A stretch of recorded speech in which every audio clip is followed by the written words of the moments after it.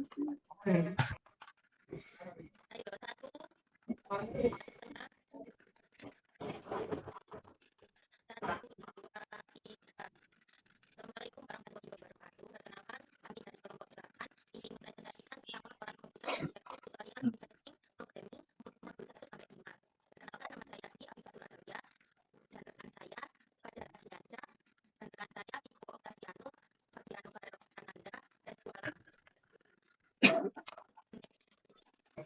Langkah yang pertama yaitu kita membuat program terlebih dahulu. Ada set program lab dengan program name dan bus address untuk program name bebas, dan bus address di sini kita menggunakan nilai 100. Selanjutnya pada program lab klik itu ada maka akan muncul instruction CPU. Terus pada bagian CPU instruction di memori muncul tampilan CPU 4. Langkah ini sama dengan nomor 1 yaitu dengan menggunakan MOV. Hanya saja untuk perlu ini isinya tujuh dan untuk destination operand kita target register 001. Next. Pada general CPU register akan muncul dua instruction yang sudah kita buat, yaitu register 00 berisi angka 5 dan register 04 berisi angka 7. Next. Klik untuk kemudian skip pada 2 kemudian klik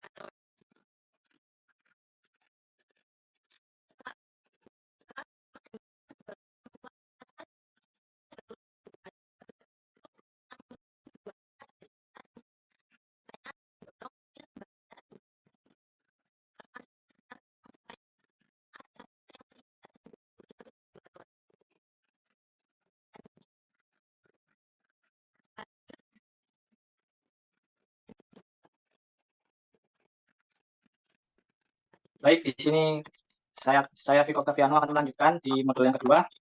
Baik, sebentar. Oke, di modul yang kedua, bentar. Ya, baik. Untuk yang soal pertama yaitu temukan instruksi yang menyimpan 1 byte dalam memori data program dan gunakan untuk menyimpan angka 65 di lokasi alamat memori 20. Jadi untuk caranya sendiri yaitu untuk yang soal nomor 1, bentar. Klik step pada bagian instruksinya agar data memorinya itu bisa berubah seperti yang ada di gambar. Jadi nanti juga bakal kelihatan di data memorinya kalau udah di step. Next. Oke, terus untuk soal yang kedua sendiri, pindahkan nomor 51 ke register R04, gunakan instruksi store untuk menyimpan isi R04 di lokasi memori data program 21. Jadi caranya yaitu kita eksekusi ya, ada run ya, tulisan run itu kita eksekusi dengan klik, bisa dengan klik run ataupun 2 kali. Ada instruksi yang kedua ya yang di kotak biru kalau di situs simulator, maka value dari R04 itu berubah dari 51 maka value dari R04 itu berubah menjadi 51 pada bagian di general CPU register yang sebelah kanan. Next.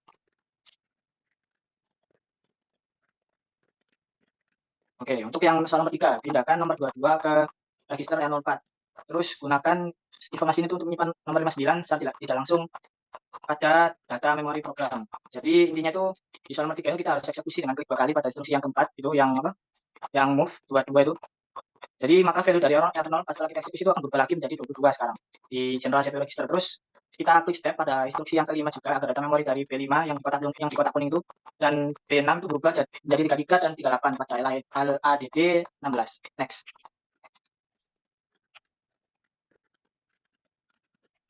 Oke, untuk soal yang keempat, yaitu cari instruksi yang memuat 1 byte dari memori data program ke dalam register. Gunakan untuk memuat angka di dalam memori 22 ke dalam register R10. Ya, jadi untuk jawabannya sendiri itu kita harus eksekusi dengan klik 2 kali pada instruksi yang ke-6 di kotak biru, maka value dari R10 itu akan berubah lagi menjadi 59. Oke, next. Oke.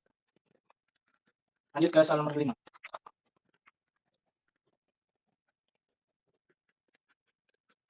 Oke, soal yang kelima.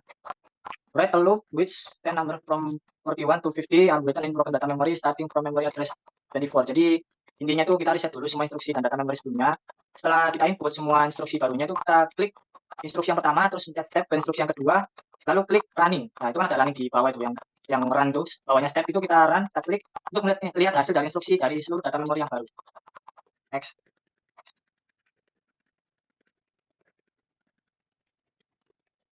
Repeat ini, Mas. Oke. Lanjut ke soal nomor 6.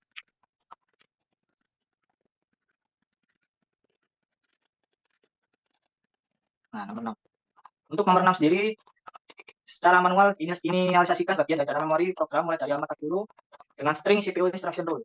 Nah, jadi intinya tuh di soal nomor 6 ini edit beberapa instruksi yang ada, reset juga untuk hasil data memori dan CPU register sebelumnya. Terus kita cukup tambahkan kata CPU instruction rule pada value string yang di kuning itu, gambar kuning kalau kurang jelas bisa dicek sendiri. Di value string itu kita tambahkan kata CPU instruction rule, lalu masukkan semua instruksi seperti yang ada pada jawaban, terus running untuk melihat hasil akhirnya. Oke, sekarang lanjut ke yang part B.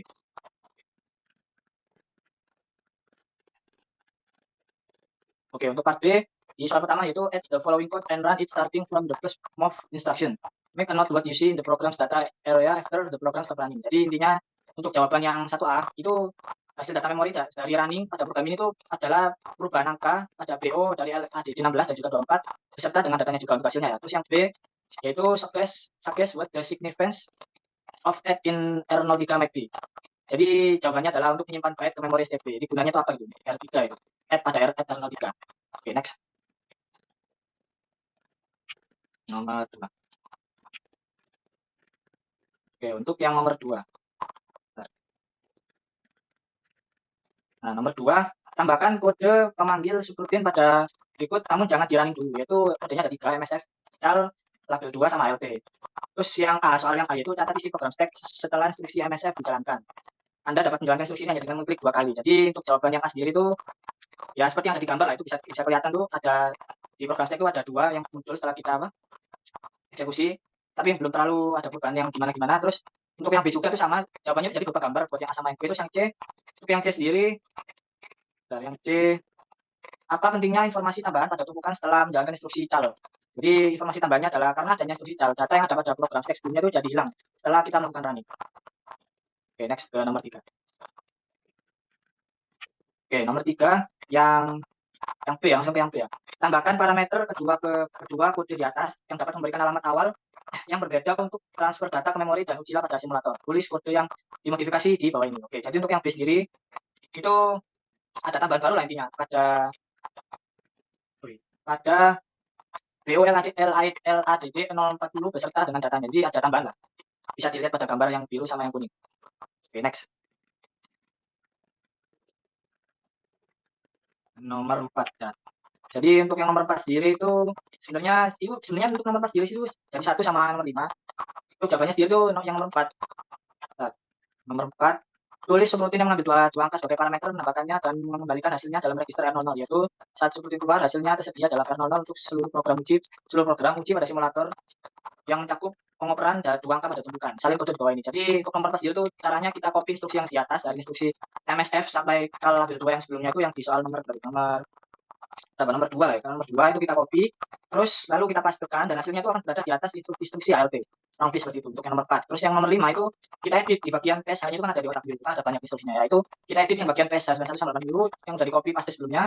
Terus kita edit diubah menjadi 80 dan 40. Jadi 91 dan 80-nya itu diubah. Itu nomor 5. Terus untuk jawaban gabungannya itu kita reset hasil program stack dan juga CPU registernya itu lalu lakukan running untuk melihat hasil dari program tersebut. Oke, kurang lebih seperti itu. Mungkin bisa dilanjut untuk yang model 3.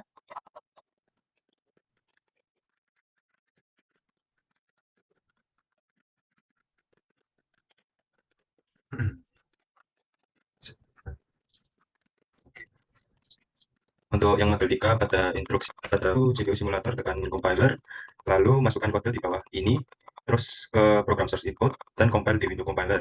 Setelah selesai masukkan kode di atas dan tampilannya akan jadi seperti gambar yang ada di PPT, lalu tekan tombol yang ada di window compiler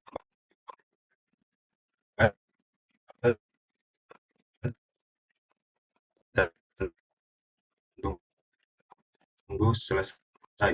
Jika sudah, nanti pada menu program code atas simbol tabel jendela akan ditampilkan. Amati jenis informasi yang disimpan dalam tabel simbol yang selanjutnya muat program yang dikompil. Isi memori data program akan ditampilkan. Pastikan tetap berada di atas dan kemudian jalankan program dengan kecepatan maksimum. Amati isi memori dengan memperlihatkan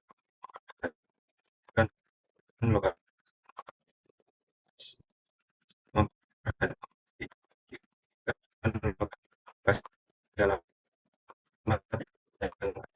Anda catat sebelumnya. Next, lalu kunjungi logik dan catat Anda memberi.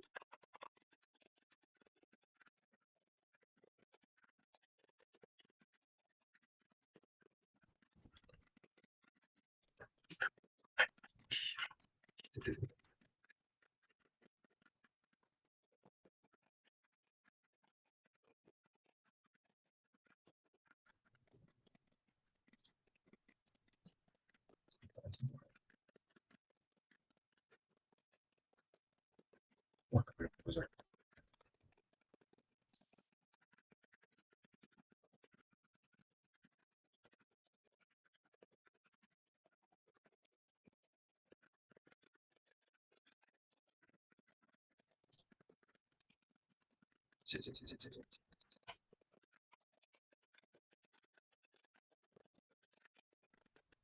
Tes, menurutku nggak suara. Oke. Nah, untuk nomor 2 dari instruksi B, lalu hitung jumlah instruksi jam, yaitu yang dimulai dengan huruf J dan catat. Dapatkah Anda memberitahu jenis pernyataan program apa yang digunakan pada program ini? Dan jawabannya yaitu tidak ada instruksi jam pada program kode di atas. Program ini menggunakan sequential execution statement. Next, pada instruksi C, yang pertama masukkan source statement di bawah ini ke menu compiler untuk dikompil. Lalu hasil kode yang sudah dikompil secara teliti. Yang kedua, kompilasi program di atas. Sekarang amati kode yang dihasilkan. Ada berapa banyak instruksi lompatan? Menurut Anda, apa tujuan instruksi lompatan dan kode ini? Pernyataan seperti apa yang dimaksudkan dengan if? Lalu jawabannya adalah jumlah instruksi jam yang ada pada kode di atas adalah 1. Lalu tujuan dari jam adalah untuk melompati blok if saat kondisi tidak terpenuhi. Pernyataan if adalah struktur kontrol kondisional. Next, pada instruksi D, sama, yaitu masukin source statement di bawah ke menu compiler. Lalu setelah dimasukkan, amati kode yang dihasilkan ada berapa banyak instruksi lompatan menurut Anda. Apa tujuan dari setiap instruksi lompatan dalam kode ini? Pernyataan seperti apa yang dimaksud dengan for pernyataan? Dapatkah Anda memikirkan pernyataan lain seperti ini? Jawabannya adalah dalam kode di atas terdapat dua instruksi jump, dan menurut saya kondisional bila terjadi masalah pada kode for adalah struktur kontrol iteratif. Instruksi kode di atas memiliki kemiripan dengan bahasa pemrograman C atau Java. Next. Untuk instruksi E, yang pertama compile statement code di bawah ini.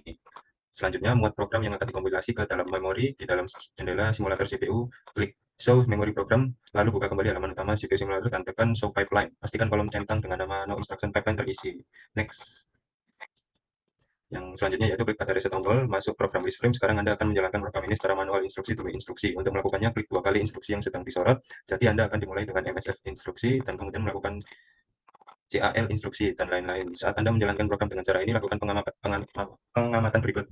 Buatlah 5 catatan dari program start, isi bingkai setelah menjalankan call, instruksi, atau read instruksi. Terus jalankan instruksi sampai Anda mencapai HLD produksi. Bisakah Anda menjelaskan apa yang terjadi setiap kali call atau read instruksi dieksekusi dan bagaimana penggantinya program start isi? Jawabannya adalah jika call yang dieksekusi adalah menambah push alamat kembali ke start ketika sebuah subroutine dipanggil dengan call, alamat instruksi berikutnya return added disimpan ke start. Hal ini memungkinkan program untuk kembali ke instruksi setelah call mengeksekusi subroutine. Instruksi F, compile code di bawah ini, lalu kompilasi program di atas, lihat code yang dihasilkan dari alamat beberapa subroutine itu, dan selanjutnya muat program yang dikompilasi ke dalam memori. Lalu klik interrupts dan jendela akan ditampilkan. Catat nomor interrupt yang akan ditampilkan pada kota yang sesuai. Apakah angka-angka ini berarti sesuatu bagi Anda? Menurut saya, interrupt 5 mengarahkan CPU untuk mengeksekusi sebuah subroutine itu. Next. Next lagi. Pastikan interrupt jendela tetap di atas. Klik input atau output tombol dan pastikan konsol jendela juga tetap. Sekarang geser kecepatan simulator CPU dan kecepatan tercepat dalam menjalankan program. Catat apa yang Anda amati. Selanjutnya, klik pada trigger dan tombol interrupt jendela sementara pada saat yang sama akan mengawasi konsol pendek. Catat apa yang Anda amati. Next. Perlambat CPU dan picu interrupt dan amati program start content.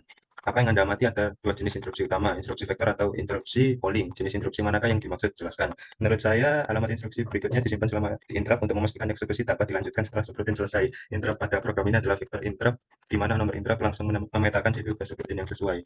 Oke, untuk modul selanjutnya akan dijelaskan oleh teman saya. Baik, saya Fajar Ardiansyah akan mempresentasikan modul 4.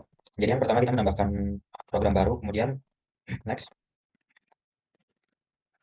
Kita menambahkan 3 kode yang terpampang di PPT, lalu dijalankan. Next.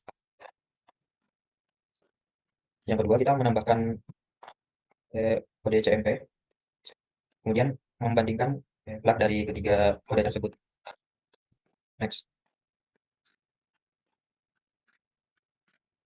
Kita memasukkan 4 instruksi seperti yang terpampang di PPT. Saat dijalankan akan terjadi pengulangan atau looping dari level 1 sebanyak 3 kali. Next. Kemudian kita mengedit pada instruksi CMP3 R01 dengan menggantinya menjadi OP code MOL pada bagian aritmetik, lalu ubah value-nya menjadi 4. Yang kelima kita menambahkan kode tersebut lalu mengamatinya pada area data memori. Di situ terpampang data AB, lalu ditambahkan instruksi seperti yang terpampang di PPT.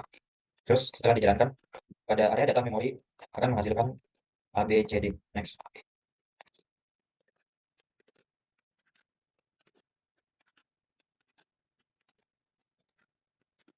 Amati area program data memori, arti dari A41 pada instruksi STB adalah awalan yang menunjukkan angka heksadesimal. Arti dari add pada register R03 model pengalamatan tidak langsung, artinya dalam register R03 diperlakukan sebagai alamat memori dan operasi memori sebenarnya terjadi pada alamat tersebut. Setelah dijalankan pada area program data memori, hasil data yang awalnya hanya ABCD berubah menjadi ABCDEF. Next. Masukkan kedua kode ini, tapi belum boleh dijalankan. Di sini kita menambahkan instruksi RET, lalu dijalankan dan mengamati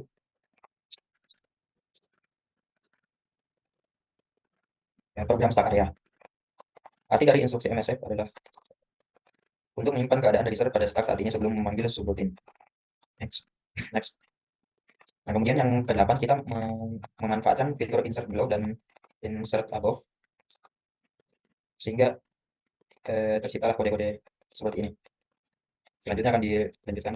Saya Aris Alam akan mempresentasikan mengenai 55. Yang pertama, kita disuruh untuk menemukan instruksi yang digunakan untuk menyimpan 1 byte data dalam lokasi memori. Nah, di sini saya menggunakan STB.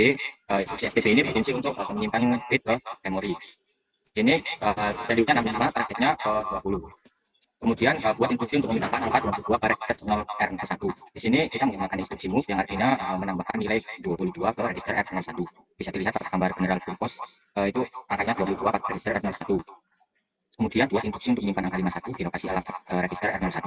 Kita menggunakan STB dengan value 51, targetnya kita ke register R01. Kemudian verifikasi bahwa bit yang ditentukan itu benar. Nah, di sini di nomor 5 ini di bawahnya ada gambar yang menunjukkan A dan 3. Nah, di situ memverifikasi bahwa instruksi tersebut telah berhasil dijalankan.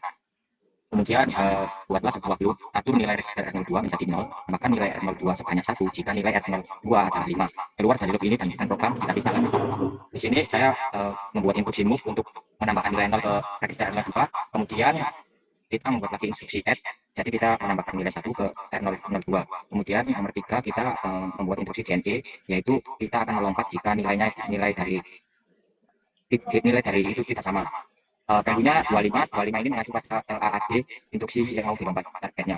Kemudian nomor 4 kita menggunakan instruksi CMP yang artinya compare atau membandingkan. Jadi kita membandingkan nilai 5 dengan R02. Jika nilai dari R02 tidak sama dengan 5, maka loop terus akan berulang dan menambahkan angka 1.